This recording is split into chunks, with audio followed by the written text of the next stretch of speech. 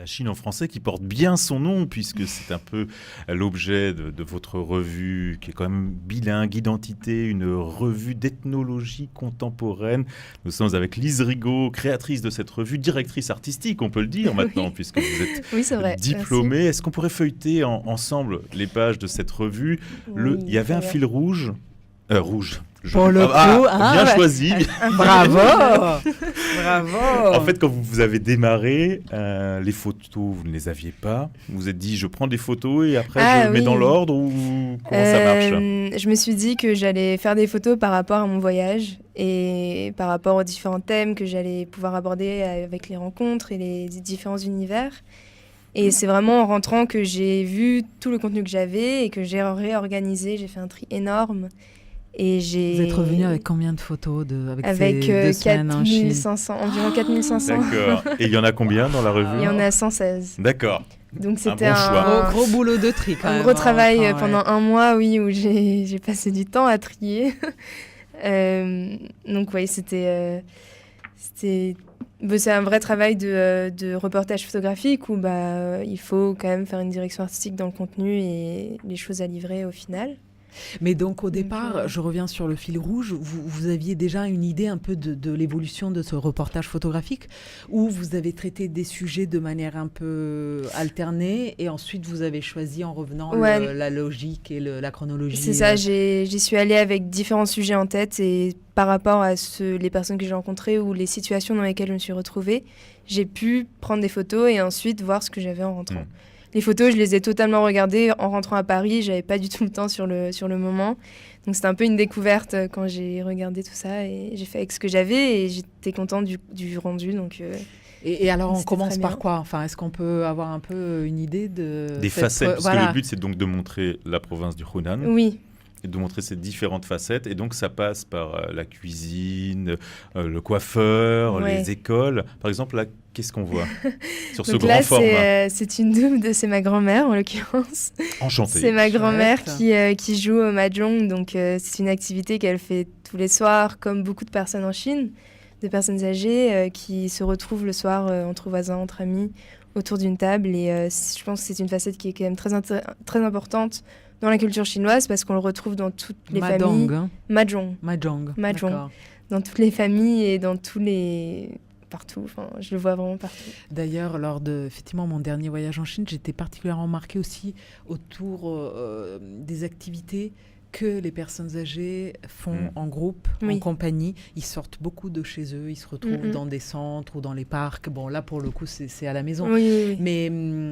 Mais je sais pas, moi, j'ai des souvenirs de ma grand-mère devant la télé pendant des heures. Moi, elle jouait à la belote. D'accord, c'est déjà très bien. Mais bon, voilà, donc je trouve effectivement, il y a encore des moments de rassemblement où ils sont pas à la télé ou sur leur smartphone. Et comment est-ce que vous lui avez présenté ce projet? Vous lui avez dit, parce que directrice artistique, déjà parfois pour nous, c'est difficile à appréhender. Pour votre grand-mère. Je sais pas si Lise a dit à sa grand-mère j'arrive en directrice artistique. Non, je sais même pas si ils ont vraiment compris, compris le concept de la direction artistique. Mais ils avaient compris que je voulais faire un magazine sur la culture de Liaoyang, donc la ville de ma mère. Et ils étaient contents de pouvoir participer. Votre mère qui a un métier assez étonnant quand même, elle travaille dans les feux d'artifice. Oui, donc elle fait le pont entre la France et la Chine sur l'importation des feux d'artifice. Donc là, c'est la mère de votre mère. Exactement. Hein. D'accord. Exactement. D'ailleurs, pour nos auditeurs qui ne voient pas forcément là la photo bien, on la mettra en podcast sur l'article. Parce que c'est vrai que là, c'est un peu compliqué de soulever c'est trop ça devant la caméra. Ça va se casser. Feuilleton encore. Oui. Je vois que les pages sont mises en chiffres arabes. C'est volontaire, ça se lit dans toutes les langues. Oui, voilà, c'est parfait. Volontaire. Donc de la calligraphie chinoise. Donc de la calligraphie. Autre passe-temps, effectivement, pratiqué. Alors, moi, je l'ai vu pratiquer surtout par des retraités en Chine. Vous avez essayé? Non, je n'ai pas essayé. Peut-être un jour, qui sait. Je ne sais pas si c'est... Non, après, à l'école, effectivement, on pratique la calligraphie. Je pense que oui, c'est traité comme un passe-temps et comme une activité extrascolaire à l'école. Et je sais que ma pratiquez cette activité, vous? J'en ai fait un peu quand j'étais en Chine, mais c'est pas du tout... je ne le maîtrise pas très bien.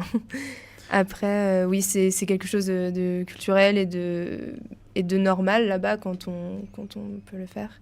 Donc pas forcément quelque chose pratiqué par les personnes plus âgées. Non. Là, en l'occurrence, c'était un monsieur il n'était pas beaucoup plus âgé que moi, il devait avoir 27. Il s'entraînait chez lui. Et à propos d'écriture, d'ailleurs, vous avez demandé à certaines personnes prises en photo d'écrire.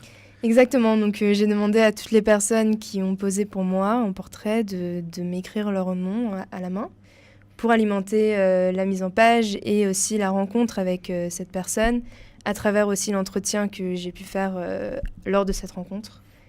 Et qu'est-ce qu'il vous raconte alors voilà. Qu'est-ce qu'il nous raconte?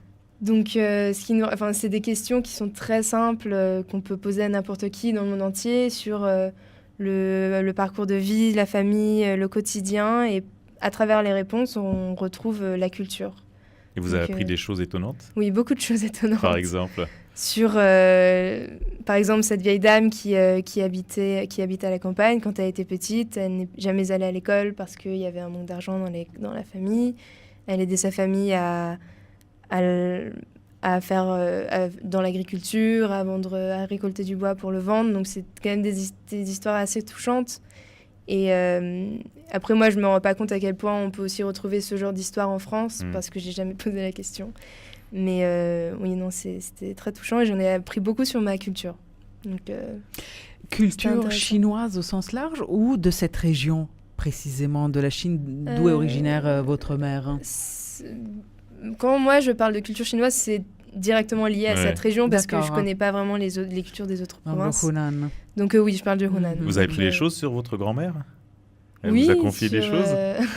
Oui, sur la façon, la rencontre de mes grands-parents, à quel âge. Là, je ne l'ai pas en tête, mais c'était à travers le travail, des présentations. Et c'est drôle ils sont mariés vers 25 ans, je crois. C'est vraiment des questions qui sont intéressantes. Et oui, j'ai appris des choses bien. Oui, et vous leur demandez, alors ça correspond vraiment à l'ethnologie contemporaine, c'est leur parcours et leur quotidien. Voilà, leur quotidien. Donc j'ai lu quelques extraits, on se rend compte que certaines personnes restent plutôt devant la télé, et puis le temps passe, d'autres sortent, il y en a un qui nous raconte qu'il va faire ses exercices quotidiens pour bien digérer le soir, et il bouge, mais entre-temps il reste devant la télé.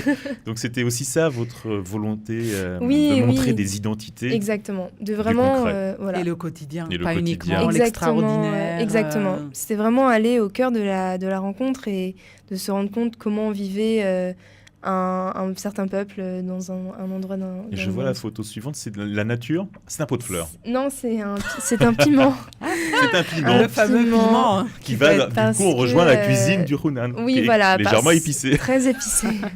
Oui, parce que le piment du Hunan est très connu. Enfin, la région est très connue pour son piment. Enfin, ses piments. Et donc c'est une nature morte d'un pot de piment que j'ai trouvé à côté de la maison de la dame. Et puis, il y a les photos qui suivent de nourriture, qui sont notre petit cochon. Là, on a des petits cochons qui vont être cuisinés après, mais on les voit avant et après. On a des photos de nourriture où on il y a plonge... cuisine, nourriture, musique, le bouddhisme, le mariage, les passions. Quelles passions ont ces gens, par exemple? C'était avec la partie de la calligraphie. Il y avait le jeu. Il y avait les jeux vidéo. Après, j'ai pas pu tout illustrer, mais il y a aussi le tai chi du matin, la danse du matin et du soir où les gens se retrouvent sur la place de la ville. D'accord. J'essaye de trouver la photo. Il y a des photos étonnantes de plats en gros plan. On va y arriver, mais effectivement... Mais tourner. Voilà, c'est là. Ah, ça change quand même le rapport à la nourriture. Ouais, donc là c'est le piment. C'est le piment, et avec des champignons noirs, on le voit bien, le rouge du piment. On peut dire qu'on est clairement plongé dans l'assiette. C'est le moins qu'on puisse dire. Oui, complètement. Là, c'est des raviolis. Oui, des raviolis, des champignons chinois noirs. Et là, on a des blettes, non? C'est du chou chinois. Du chou chinois et là, du poulet aux épices. Vous aimez manger chinois? Oui, j'adore. D'accord. Pendant l'édition de cette revue, j'ai eu beaucoup envie de manger chinois pendant tout le mois, là. Et vous en avez appris sur votre culture, la culture chinoise, sur votre culture oui, beaucoup. Ouais, sur tous les différents aspects, la musique que je ne connaissais pas du tout, la musique traditionnelle, les instruments. Enfin, voilà, je dis ça par rapport aux pages. Vous avez fait les villes et les campagnes. C'était important de montrer cette oui, diversité. J'ai vu, oui, justement, la ville et la campagne. Et j'ai pu aller à la rencontre de personnes. Donc là, c'est la partie sur la ville. J'ai pu aller à la rencontre de personnes qui vivaient à la ville et à la campagne. Et on voit la différence de quotidien. Les distances aussi étaient immenses, comme partout en Chine. En voiture, je pense que je suis partie à maximum 2 heures du centre de la ville. Mais j'avais vraiment une semaine sur place, donc c'était déjà assez long. Et alors, est-ce qu'on peut aller à la page 118 chez le coiffeur ? J'aimerais bien faire un petit tour chez le coiffeur. Alors là, j'ai eu la chance de rencontrer le coiffeur le plus vieux de la ville.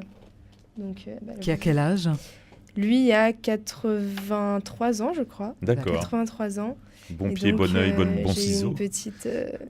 Une petite démonstration dans leur salon de coiffure très authentique et à l'ancienne. Avec les vieux meubles. C'est à l'ancienne, on peut le dire. Oui. Vous êtes fait coiffer ?